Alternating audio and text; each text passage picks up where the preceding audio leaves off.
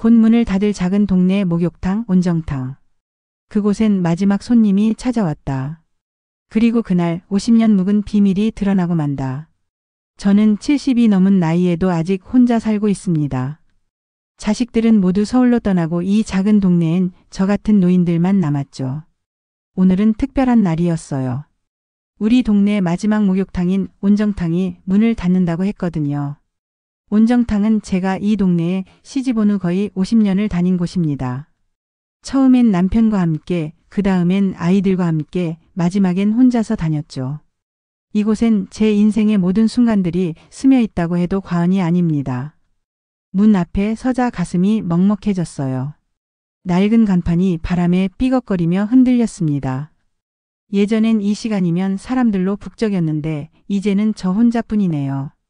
유리문 너머로 보이는 탈의실도 을씨년스럽기만 했습니다. 안으로 들어가자 익숙한 냄새가 코끝을 스쳤어요. 비누와 샴푸, 그리고 오랫동안 습기에 젖어있던 나무 냄새까지. 이 냄새만큼은 50년 전과 똑같았습니다. 카운터 뒤에서 목욕탕 사장 아주머니가 저를 반겼죠. 아주머니는 제가 마지막 손님이라고 하더군요. 사실 그럴 거라고 예상은 했지만 막상 들으니 더욱 쓸쓸했습니다. 아주머니도 눈시울이 붉어져 있었어요. 이곳을 지킨 지 20년이 넘었다고 했거든요. 탈의실 문을 열자 기억들이 물밀듯 밀려왔습니다. 저기 구석 사물함은 제가 항상 쓰던 곳이에요. 번호는 247번. 왜 그 번호를 기억하고 있는지도 신기하죠. 옷을 벗으며 거울을 보니 주름투성이 제 모습이 보였습니다. 언제 이렇게 늙었나 싶어요. 목욕 바구니를 들고 목욕탕으로 들어가는 순간 시간이 멈춘 것 같았습니다. 넓은 탕이 저 혼자를 위해 준비되어 있었어요. 물은 여전히 뜨겁게 끓고 있었고 타일 벽면엔 후지산 그림이 그대로 있었습니다. 어릴 적 아이들과 함께 보며 언젠가 일본에 가보자고 말했던 그 그림이요. 세면대 앞에 앉아 몸을 씻기 시작했습니다. 예전엔 이곳에서 동네 아주머니들과 수다를 떨곤 했는데 이제는 샤워 꼭지에서 떨어지는 물소리만 들릴 뿐이에요. 그때 생각해보니 참 많은 이야기들을 나누었더라고요. 아이들 교육 문제부터 시어머니 뒷담화까지 별의별 얘기를 다 했죠. 특히 기억나는 건 둘째 아들이 대학 입시를 준비할 때였어요. 이곳에서 만난 김 여사님이 좋은 학원을 소개해 주셨거든요. 덕분에 아이가 좋은 대학에 갈 수 있었죠. 그런 소중한 만남들이 모두 이곳에서 시작되었습니다. 몸을 다 씻고 탕 가장자리에 앉았어요. 발끝을 물에 담그니 적당한 온도였습니다. 천천히 몸을 담그며 눈을 감았죠. 그러자 귓가에 들려오는 게 있었어요. 아이들의 웃음소리, 아주머니들의 수다소리, 그리고 멀리서 들려오는 라디오 음악까지. 제가 처음 이곳에 왔던 날도 생각났습니다. 시골에서 갓 올라온 새댁이었죠. 아무것도 모르는 저에게 동네 언니들이 하나하나 가르쳐 주었어요. 어떤 비누가 좋은지, 때는 어떻게 미는지, 심지어 시어머니와 잘 지내는 방법까지요. 그 중에서도 가장 기억에 남는 분은 박 언니였습니다. 저보다 5살 위였는데 정말 친언니처럼 챙겨주셨어요. 힘들 때마다 이곳에서 만나 속상한 일들을 털어놓곤 했죠. 박 언니는 몇 년 전에 세상을 떠나셨지만 아직도 이곳에 오면 그분이 옆에 있는 것 같아요. 물속에서 몸을 쭉 펴니 근육들이 풀어지는 게 느껴졌습니다. 나이가 들면서 여기저기 아픈 곳이 늘어났는데 이 뜨거운 물만큼은 여전히 효과가 있더라고요. 어깨와 허리의 뻐근함이 조금씩 사라져갔어요. 이곳이 사라지면 어디서 이런 여유를 찾을 수 있을까요? 집에 있는 욕조는 너무 작고 대형 찜질방은 너무 시끄럽습니다. 이런 조용하고 아늑한 분위기는 온정탕에서만 느낄 수 있는 거예요. 문득 벽시계를 보니 벌써 1시간이 지나 있었습니다. 평소보다 오래 있었네요. 하지만 오늘만큼은 시간이 아까우면 안 되겠죠. 마지막이니까요. 다시 눈을 감고 이곳의 모든 것을 기억 속에 담으려고 했습니다. 탕물이 몸을 감싸는 느낌, 타일 바닥의 차가운 감촉, 수증기로 뿌옇게 된 공기까지. 모든 게 소중했어요. 이 모든 것들과 작별해야 한다니 정말 믿기지 않았습니다. 저 혼자만의 시간을 보내고 있는데 갑자기 탈의실 쪽에서 소리가 들려왔습니다. 누군가 들어오는 모양이었어요. 마지막 날이라고 했는데 다른 손님이 있다니 조금 의외였습니다. 발자국 소리가 점점 가까워졌어요. 무거우면서도 조심스러운 걸음이었죠. 아마 저처럼 나이가 많은 분인 것 같았습니다. 문이 열리고 한 분이 들어오셨는데 처음 보는 남자 어르신이었어요. 키가 크고 마른 체격이었습니다. 머리는 완전히 하얗게 새었고 등이 약간 굽어 있었어요. 하지만 눈빛만큼은 또렷했습니다. 그분도 저를 보더니 살짝 놀라는 기색이었어요. 아마 여자가 있을 거라고 생각 못했나 봅니다. 어색한 침묵이 흘렀어요. 혼탕이긴 하지만 요즘엔 거의 남녀가 따로 이용하는 편이거든요. 특히 이런 시간엔 더욱 그렇죠. 그런데 오늘은 마지막 날이라 그런지 분위기가 달랐습니다. 어르신이 먼저 말을 걸어주셨어요.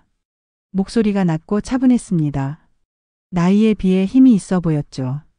인사를 나누며 자연스럽게 대화가 시작되었어요. 서로 이 목욕탕의 마지막 날을 보내러 온 거였습니다.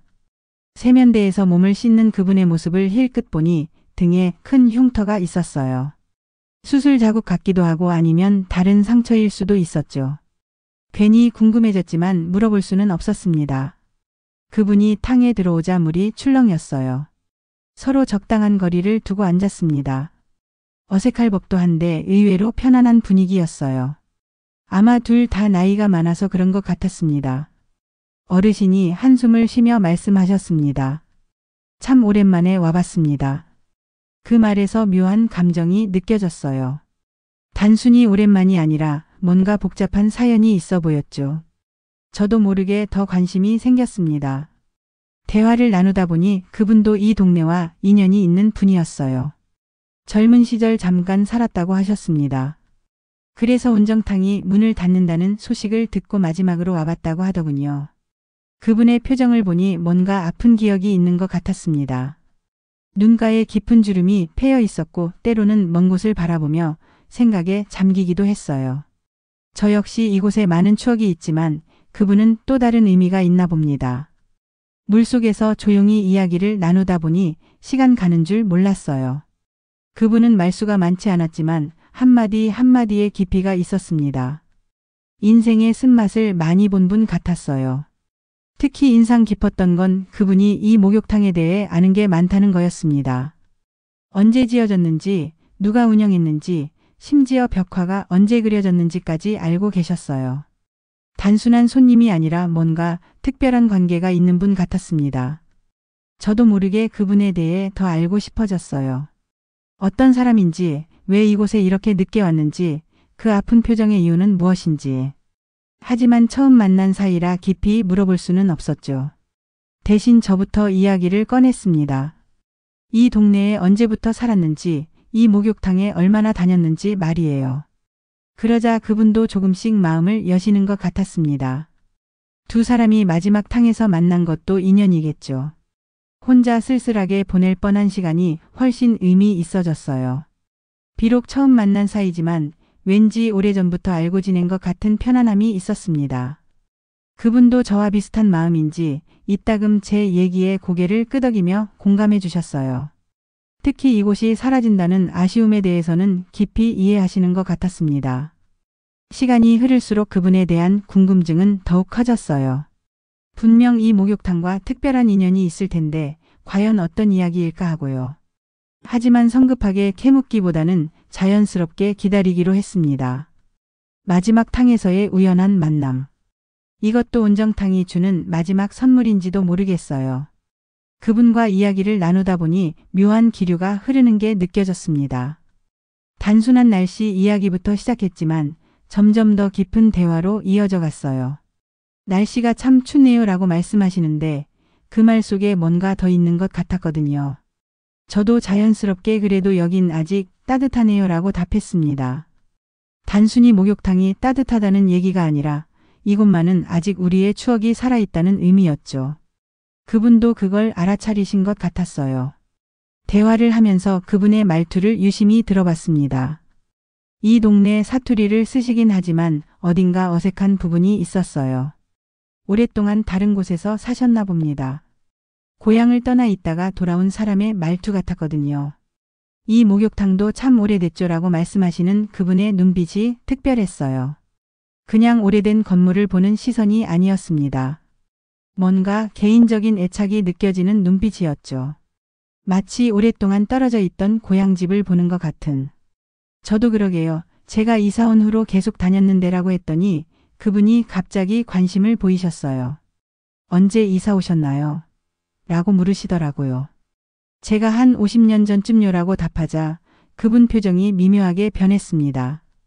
뭔가 계산을 하시는 것 같았어요. 시기를 맞춰보려는 것 같기도 하고요. 그래서 저도 어르신은 언제 이 동네에 사셨어요? 라고 물어봤습니다. 그런데 답변이 좀 애매했어요.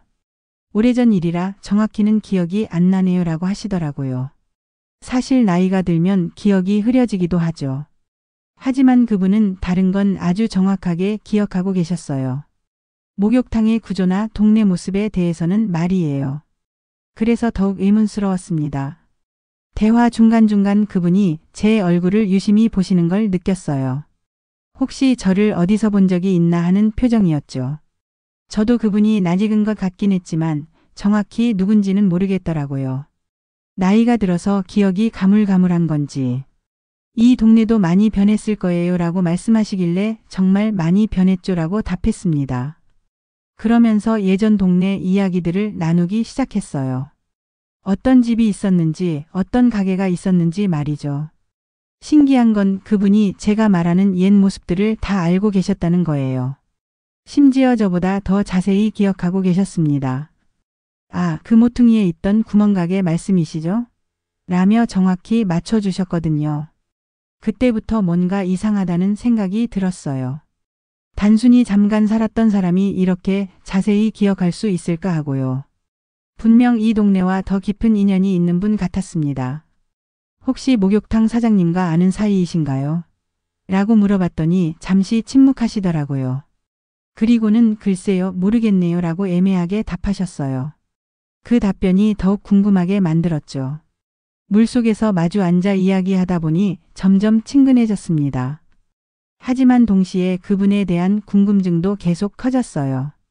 분명 뭔가 숨기고 계신 게 있는 것 같았거든요. 오늘이 마지막이라니 아쉽네요 라고 하시는 그분의 목소리에는 단순한 아쉬움 이상의 감정이 들어 있었습니다. 마치 무언가를 놓치고 있다는 안타까움 같은 게 느껴졌어요.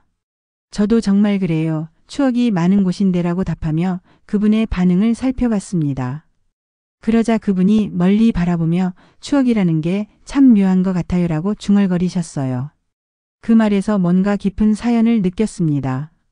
단순한 추억이 아니라 아픈 추억 혹은 후회가 섞인 추억 말이에요. 궁금하긴 했지만 더 이상 캐묻기는 어려웠습니다. 처음 만난 사이니까요. 탕물에 몸을 완전히 맡기자 정말 많은 기억들이 떠올랐습니다. 이 뜨거운 물이 마치 시간을 거슬러 올라가게 해주는 것 같았어요. 눈을 감으니 가장 먼저 떠오르는 건 남편과 함께 왔던 날들이었습니다. 신혼초 남편과 함께 이곳에 왔을 때가 생각났어요. 그때는 정말 부끄러웠거든요. 결혼하기 전엔 가족 외에는 목욕하는 모습을 본 적이 없는데 갑자기 남편과 함께라니. 지금 생각해보면 정말 순진했죠. 남편은 저보다 먼저 탕에 들어가서 물이 적당하다고 했어요. 그 목소리가 아직도 귓가에 맴돕니다. 남편은 목욕을 정말 좋아했거든요. 하루 종일 일하고 와서 이곳에서 피로를 푸는 게 최고의 낙이라고 했죠. 첫째 아이가 태어나고 나서는 가족 목욕이 시작되었어요. 아기를 데리고 오기엔 너무 위험해서 처음엔 남편이 혼자 데려갔죠. 아이가 물을 무서워할까봐 걱정했는데 의외로 좋아하더라고요. 물속에서 팔다리를 휘젓는 모습이 정말 귀여웠어요. 아이들이 조금 더 크고 나서는 제가 함께 오기 시작했습니다. 목욕탕이 아이들에겐 놀이터였어요. 물속에서 수영하는 흉내를 내고 때로는 물장구를 치기도 했죠. 다른 손님들에게 민폐가 될까봐 조마조마했지만 모두 따뜻하게 봐주셨어요. 특히 기억나는 건 둘째가 수영을 배우던 날입니다. 그때 이 탕에서 남편이 직접 가르쳐주거든요. 아빠가 잡고 있으니까 걱정 말라고 하면서 말이에요. 처음엔 무서워서 울기만 하던 아이가 점점 물에 적응해가는 모습이 신기했죠. 아이가 처음으로 혼자 헤엄친 순간을 잊을 수 없어요. 몇 미터밖에 안 됐지만 정말 자랑스러웠거든요. 남편과 저는 박수를 쳐주었고 아이는 너무 기뻐서 계속 헤엄치려고 했어요. 그날 밤 아이는 흥분해서 잠을 못 잤죠. 셋째까지 태어나고 나서는 정말 북적거렸습니다. 아이 셋을 데리고 목욕탕에 오는 건 전쟁 같았어요. 하나는 뜨거운 물을 싫어하고 하나는 계속 뛰어다니고 또 하나는 비누를 먹으려고 하고. 지금 생각해보면 어떻게 그 힘든 시절을 버텼나 싶어요. 하지만 그런 와중에도 이곳은 저에게 휴식 공간이었습니다. 집에서는 계속 아이들을 돌봐야 했지만 여기서만큼은 다른 아주머니들이 도와주셨거든요. 엄마도 좀 쉬어 하면서 아이들을 봐주시곤 했어요. 동네 아주머니들과의 대화도 소중한 추억입니다. 육아 고민부터 살림 노하우까지 정말 많은 걸 배웠어요. 특히 김 언니는 요리를 정말 잘하셨는데 여기서 레시피를 많이 알려주셨거든요. 지금도 그 레시피로 요리하고 있어요. 아이들이 커서 혼자 목욕할 수 있게 되자 저도 혼자 오는 시간이 늘었습니다. 그때부터는 정말 저만의 시간이었죠. 하루 종일 가족을 위해 살다가 이곳에서만큼은 온전히 저 자신이 될 수 있었어요. 남편이 아프기 시작한 후로는 목욕탕 오는 횟수가 줄었어요. 혼자 두고 나올 수가 없었거든요. 가끔 상태가 좋을 때만 함께 왔는데 그때의 남편은 예전 같지 않았죠. 기력이 많이 떨어져 있었어요. 남편이 세상을 떠난 후 처음 혼자 왔을 때가 가장 힘들었습니다. 이곳에 오는 내내 눈물이 났어요. 모든 곳에 남편과의 추억이 배어 있었거든요. 그래도 이곳에 와서 울고 나면 마음이 조금은 편해졌어요. 이제는 혼자만의 목욕이 익숙해졌지만 여전히 가족들이 그리워요. 특히 이렇게 뜨거운 물에 몸을 담그고 있으면 더욱 그렇죠. 함께했던 모든 순간들이 물방울처럼 소중하게 느껴집니다. 한참 추억에 잠겨 있는데 옆에 있던 어르신이 갑자기 말씀을 꺼내셨습니다. 사실 저는 이 목욕탕 주인의 아들입니다. 그 말에 저는 깜짝 놀랐어요. 전혀 예상하지 못한 말이었거든요. 목욕탕 주인의 아들이라고요? 그럼 박 아저씨의 아들이란 말인가요? 저는 얼른 그분의 얼굴을 자세히 살펴봤습니다. 그러고 보니 박 아저씨와 닮은 구석이 있더라고요. 특히 눈매가 비슷했어요. 박 아저씨는 제가 이 동네에 처음 왔을 때부터 아주 친절하셨던 분입니다. 목욕비도 깎아주시고 가끔은 아이들 간식까지 주셨죠. 정말 인정 많은 분이었는데 아들이 있다는 얘기는 들어본 적이 없었어요. 그분이 계속 말씀하셨습니다. 젊은 시절 집을 떠났습니다. 아버지와 의견 차이가 있어서요. 목소리에 깊은 후회가 묻어 있었어요. 아마 오랫동안 마음에 담고 살아온 이야기인 것 같았습니다. 의견 차이요? 저도 모르게 물어봤어요. 그러자 그분이 잠시 침묵하시더니 아버지는 제가 목욕탕을 이어받기를 원하셨죠. 하지만 저는 다른 꿈이 있었어요라고 하셨습니다. 젊은 시절엔 누구나 큰 꿈을 품고 살죠. 저도 그랬으니까요. 하지만 부모와 자식 간의 갈등으로 집을 떠난다는 건 쉬운 일이 아니었을 거예요. 그 시절엔 더욱 그랬겠죠. 어디서 지내셨어요? 조심스럽게 물어봤습니다. 서울에서 사업을 했어요. 처음엔 잘 됐는데 나중엔 망했죠. 담담하게 말씀하시지만 그 속에 얼마나 많은 고생이 숨어 있을까요? 박 아저씨가 돌아가신 지도 벌써 10년이 넘었어요. 그때 장례식에도 아들은 오지 않았던 걸로 기억합니다. 동네 사람들이 아들이 어디 있는지도 모른다고 수군거렸었거든요. 그런데 이제야 나타나셨다니. 아버지가 돌아가셨을 때는 왜 안 오셨어요? 좀 직설적인 질문이었지만 궁금했어요. 그분의 표정이 더욱 어두워졌습니다. 모르고 있었어요. 연락이 끊어진 지 오래되어서. 그 말을 들으니 마음이 아팠어요. 아버지가 돌아가시는 것도 모르고 지냈다니 얼마나 후회가 클까요? 저도 부모님이 계실 때 더 잘해드릴 걸 하는 후회가 있거든요. 그럼 이제야 돌아오신 건가요? 네, 늦었지만 마지막으로 아버지의 흔적을 보고 싶어서요. 그분의 목소리가 떨리는 게 느껴졌어요. 오랫동안 참아왔던 감정이 올라오는 것 같았습니다. 박 아저씨는 정말 좋은 분이었어요. 손님들을 가족처럼 대해주셨고 어려운 사람이 있으면 도와주기도 하셨죠.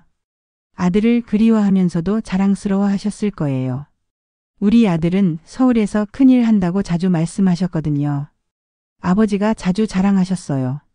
아들이 서울에서 성공했다고. 제 말에 그분이 고개를 떨어뜨렸어요. 성공은 무슨 다 실패했는데요. 자조적인 웃음을 지으시더라고요. 사실 성공이 뭐 그리 중요한가요? 부모에게는 자식이 건강하게 사는 것만으로도 충분한 거잖아요. 박 아저씨도 분명 그러셨을 거예요. 아들이 돌아오기만을 기다리셨을 텐데.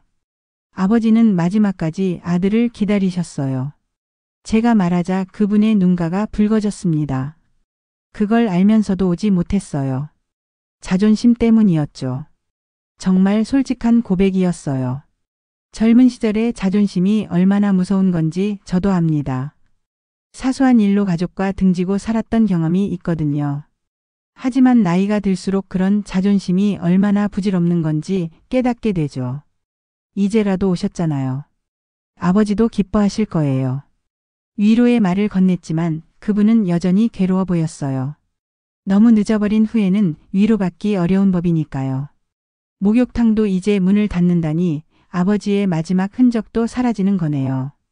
그분의 말에 저도 가슴이 아팠어요. 정말 모든 게 늦어버린 것 같았거든요. 그분이 계속해서 더 놀라운 말씀을 하셨습니다. 아버지의 마지막 말씀이 있었습니다. 목욕탕은 결국 아들에게 돌아갈 거라고 하셨대요. 이 말을 전해 들은 건 박 아저씨가 돌아가신 후였다고 하시더라고요. 누가 전해줬냐고 물어보니 목욕탕에서 일하던 김 아주머니였다고 해요. 그분이 박 아저씨의 임종을 지켰는데 마지막까지 아들 이야기를 하셨다는 거예요. 우리 아들이 언젠가는 돌아올 거다. 그때 목욕탕을 물려줘야 한다고요. 그 이야기를 듣는 순간 가슴이 찡했어요. 아무리 오랫동안 연락이 끊어져도 부모의 마음은 변하지 않는 거네요. 박 아저씨도 마지막까지 아들을 믿고 기다리셨던 거예요. 그런데 그분이 말씀하시길 정작 자신은 그 소식을 한참 후에야 들었다고 해요. 사업이 완전히 망하고 나서야 고향 소식을 듣게 됐어요. 그때는 이미 모든 게 늦었죠. 김 아주머니를 통해 아버지의 마지막 말을 전해 들었을 때 어떤 기분이었는지 물어봤어요. 죄책감과 후회가 밀려왔어요. 왜 진작 연락하지 않았나, 왜 고집을 부렸나 하고요. 그분의 목소리가 점점 떨리기 시작했어요. 오랫동안 마음속에 묻어두었던 감정들이 올라오는 것 같았습니다. 저도 듣고 있으니 가슴이 아팠어요. 하지만 나는 너무 늦게 돌아왔습니다. 이 말을 하실 때 그분의 어깨가 떨렸어요. 정말 깊은 후회와 자책이 느껴졌죠. 아마 평생 이 짐을 지고 사셨을 거예요. 저는 그때 갑자기 무언가 떠오르는 게 있었어요. 그분의 얼굴이 낯익다고 생각했는데 설마 그분이 마음이 두근거리기 시작했어요. 혹시 제가 아는 그 사람일까요? 혹시 성함이 어떻게 되시나요? 조심스럽게 물어봤습니다. 박준호입니다. 그 순간 저는 정말 깜짝 놀랐어요. 박준호. 그 이름을 들으니 머릿속이 하얘졌습니다. 박준호. 그 이름이 제 기억 속에서 되살아났어요. 50년 전 제가 이 동네에 처음 왔을 때 만났던 그 사람. 잠깐이지만 마음을 두었던 그 사람 말이에요. 저도 모르게 설마 준호 씨예요? 라고 물어봤습니다. 그분이 깜짝 놀라며 저를 쳐다봤어요. 어떻게 제 이름을? 그러더니 제 얼굴을 자세히 들여다보시더라고요. 혹시 말순 씨? 그분이 제 이름을 불렀을 때 온몸에 전기가 흐르는 것 같았어요. 정말 그분이었어요. 50년 만에 다시 만난 첫사랑이었습니다. 세상에 이런 일이 일어날 수 있나요? 마지막 목욕탕에서 첫사랑과 다시 만나다니. 꿈속에서나 일어날 법한 일이 현실에서 벌어진 거예요. 준호 씨도 못지않게 놀라셨어요. 정말 말순 씨 맞나요? 어떻게 여기서? 그분의 목소리도 떨리고 있었습니다. 저와 마찬가지로 충격을 받으신 것 같았어요. 저도 못 알아봤어요. 많이 변하셨네요. 사실 조금은 알아봤지만 확신이 없었어요. 50년이라는 세월이 우리를 많이 바꿔놓았거든요. 하지만 눈빛만큼은 여전했어요. 예전에 저를 바라보던 그 따뜻한 눈빛 말이에요. 그 눈빛을 보는 순간 모든 세월이 되돌아가는 것 같았습니다. 이렇게 다시 만나게 되다니. 준호 씨가 중얼거리셨어요. 저도 정말 믿기지 않았어요. 그것도 하필 이곳에서 마지막 날의 말이에요. 운명이란 게 정말 있나 봅니다. 그렇지 않고서야 어떻게 이런 일이 일어날 수 있겠어요. 마지막 목욕탕에서 첫사랑과 재회하다니. 준호 씨와 제가 서로를 알아본 후 묘한 침묵이 흘렀습니다. 50년이라는 세월이 우리 사이에 놓여 있었거든요. 말하고 싶은 건 많았지만 어디서부터 시작해야 할지 몰랐어요. 그때 준호 씨가 먼저 입을 열었습니다. 말순 씨는 결혼하셨겠죠? 당연한 질문이었지만 왠지 가슴이 아팠어요. 네, 했었어요. 남편은 몇 년 전에 세상을 떠났고요. 그분도 저도 결혼했었어요. 하지만 이혼했습니다. 라고 하시더라고요. 서로의 인생이 어떻게 흘러왔는지 간단히 이야기를 나누었어요. 하지만 정작 중요한 이야기는 하지 못하고 있었죠. 그때 왜 갑자기 떠나셨어요? 저도 모르게 물어봤습니다. 50년 동안 궁금했던 질문이었거든요. 준호 씨는 한참을 망설이시더니 무거운 입을 열었어요. 사실은 말순 씨 남편 때문이었어요. 그 말에 저는 깜짝 놀랐습니다. 제 남편 때문이라고요? 무슨 말씀이세요? 준호 씨가 설명해 주셨어요. 제 남편 정수 씨와 박 아저씨가 평생 앙숙이었다는 사실을 그때 처음 알았어요. 젊은 시절부터 사업 문제로 갈등이 있었던 모양이에요. 정수 씨가 아버지 사업을 방해했어요. 목욕탕 허가를 못 받게 하려고 온갖 수단을 다 썼죠. 저는 정말 충격이었어요. 남편이 그런 사람이었다니 전혀 몰랐거든요. 더 놀라운 건 그 다음 이야기였어요. 그래서 아버지가 저에게 말씀하셨어요. 정수의 약혼녀와는 만나지 말라고. 제가 바로 그 약혼녀였던 거예요. 그때야 모든 퍼즐이 맞춰졌습니다. 왜 준호 씨가 갑자기 냉랭해졌는지, 왜 연락도 없이 사라졌는지. 아버지의 명령 때문이었던 거예요. 저는 어떻게 해야 할지 몰랐어요. 아버지를 배신할 수도 없고 말순 씨를 포기할 수도 없었죠. 준호 씨의 목소리에 당시의 고민이 그대로 느껴졌어요. 저도 그때 상황이 되살아났어요. 준호 씨가 갑자기 차갑게 변해서 얼마나 상처받았는지, 무엇 때문인지도 모르고 혼자 아파했던 기억들이요. 결국 아버지 말씀을 따르기로 했어요. 집을 떠나면서 모든 걸 정리하려고 했죠. 그렇게 준호 씨는 서울로 떠났고 저는 예정대로 정수 씨와 결혼했던 거예요. 만약 그때 제가 달랐다면 어땠을까요? 준호 씨가 조심스럽게 물어봤어요. 저도 한 번쯤 생각해 본 일이었지만 이제 와서 가정하기에는 너무 늦었죠. 모르겠어요. 그때는 어렸으니까. 저도 솔직하게 답했어요. 사실 준호 씨에 대한 마음이 컸지만 이미 약혼한 상태였거든요. 그 시절엔 약속을 지키는 게 당연했고요. 정수 씨와는 어떻게 지내셨어요? 그럭저럭 살았어요. 나쁜 사람은 아니었거든요. 실제로 남편은 가정적이고 성실한 사람이었어요. 다만 사업에서는 좀 냉정한 면이 있었죠. 남편이 박 아저씨와 앙숙이었다는 사실은 정말 몰랐어요. 집에서는 그런 이야기를 전혀 하지 않았거든요.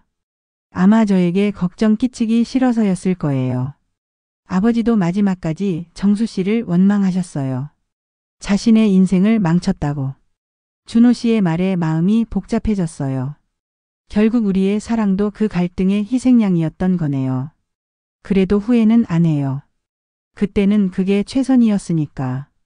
준호 씨가 담담하게 말씀하셨지만 얼마나 많은 세월을 후회하며 사셨을까요? 저도 마찬가지였어요.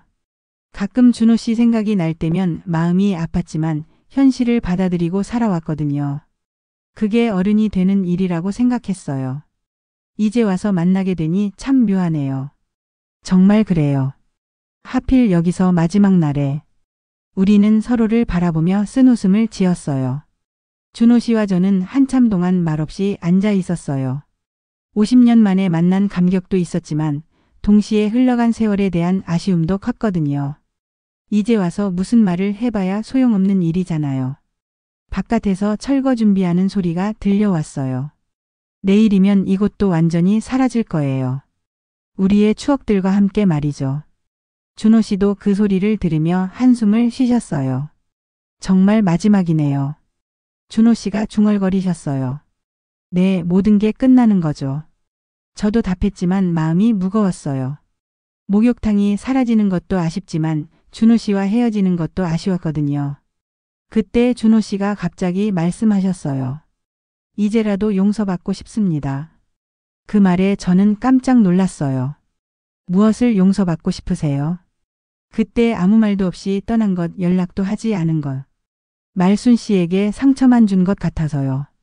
준호 씨의 목소리가 떨리고 있었어요. 50년 동안 마음에 담고 살아온 죄책감이 느껴졌죠. 저는 천천히 대답했어요. 이미 용서했어요. 아니, 용서할 것도 없었어요. 그때는 어쩔 수 없는 상황이었잖아요. 정말 진심이었어요. 나이가 들수록 그런 원망은 의미 없다는 걸 깨달았거든요. 정말요? 준호 씨가 믿기 어렵다는 표정이었어요. 네, 정말이에요.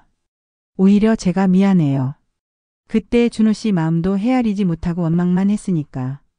우리는 서로를 바라보며 미소를 지었어요. 50년 만에 진짜 화해가 이뤄진 순간이었죠. 그동안 마음속에 있던 응어리가 풀어지는 것 같았어요. 이제 정말 마지막 목욕이네요. 그러게요. 함께 할 수 있어서 다행이에요. 혼자였다면 너무 쓸쓸했을 텐데 준호 씨와 함께여서 오히려 의미 있는 시간이 되었어요. 뜨거운 물이 우리의 늙은 몸을 감싸고 있었어요. 마치 지난 세월의 아픔들을 모두 씻어주는 것 같았죠. 50년의 세월이 이 온기 속에서 녹아내리는 것 같았어요. 앞으로 어떻게 지내실 거예요? 제가 물어봤어요. 모르겠어요. 이제 갈 곳도 마땅히 없고. 준호 씨의 대답이 쓸쓸했어요. 서울에서의 생활도 정리하고 오셨다고 하더라고요. 그럼 이 동네에 머무르시는 건 어때요? 저도 모르게 제안했어요. 이미 모든 게 변했는데 무슨 의미가 있겠어요. 준호 씨는 고개를 저으셨지만 완전히 거부하는 건 아닌 것 같았어요.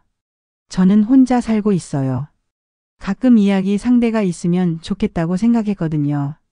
조심스럽게 말했지만 정말 그랬어요. 자식들도 멀리 있고 친구들도 하나둘 세상을 떠나고 있어서 외로울 때가 많았거든요. 준호 씨가 저를 바라봤어요. 정말 그렇게 생각하세요? 네, 같은 추억을 가진 사람과 이야기하면 좋을 것 같아요. 저는 진심으로 그렇게 생각했어요. 그럼 생각해 보겠어요. 준호 씨가 작은 미소를 지으셨어요. 아마 마음이 움직이고 있는 것 같았어요. 저도 기대가 되었죠. 탕물이 조금씩 식어가고 있었어요. 이제 정말 나갈 시간이었죠. 하지만 아쉬워서 좀 더 있고 싶었어요. 이 순간이 지나면 또 언제 만날 수 있을지 모르니까요. 그래도 여기서 다시 만난 게 기적 같아요. 정말 그래요.